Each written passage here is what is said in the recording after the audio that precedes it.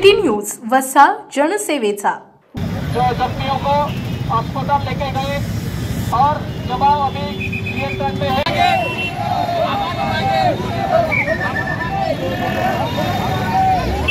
आगामी सण उत्सव आणि सोशल मीडियावर अक्षम्य पोस्ट करून उद्भवणाऱ्या परिस्थितीला हाताळण्यासाठी बुलढाणा पोलिसांनी आज जयस्तंभ चौक येथे मॉक ड्रिल केली। दंगा काबू पथकाने मॉक ड्रिल करत अनेकांचे लक्ष वेधले, तर दंगलग्रस्त सदृश परिस्थिती निर्माण झाली की रिस्पॉन्स कसा होईल व परिस्थितीवर नियंत्रण कसे मिळवायचे याच पद्धतीचा हा डेमो असतो, अशी प्रतिक्रिया बुलढाणा शहर पोलीस स्टेशनचे पोलीस निरीक्षक नरेंद्र ठाकरे यांनी दिली आहे।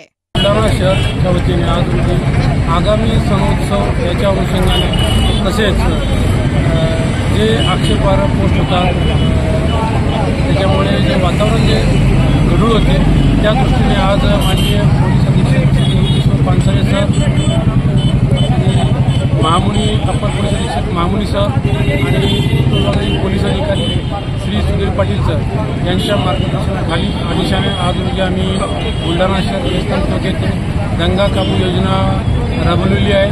सदर योजनेचा उद्देश आमचा हाच असतो की जेणेकरून एखाद्या वेळेस जर कायद्यावर परिस्थिती निर्माण झाली, अचानक रिस्पॉन्स कसा होईल आणि सदर ठिकाणी परिस्थिती कशी हँडल करायची, हा एक आमचा एक दंगा काबू योजना एक डेमो असतो आणि यातून आम्ही तात्काळ आम्हाला प्रतिसाद करण्याकरिता आमची एक रिहर्सल असते। समाज माध्यम वापरण्यासंदर्भात नागरिकांना काय अहवाल करा?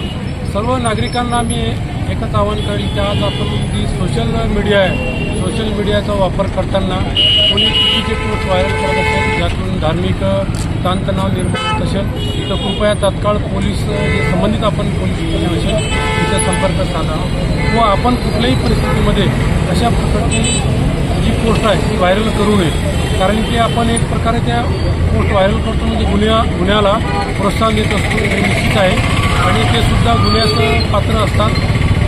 तरी सर्वांना मी बुलढाणा शहर पोलीस स्टेशनच्या वतीने अशा गोष्टींपासून दूर राहावे, दोन धर्मामध्ये जातीमध्ये तणाव निर्माण होणार नाही यासाठी आम्हाला मदत करा। धन्यवाद।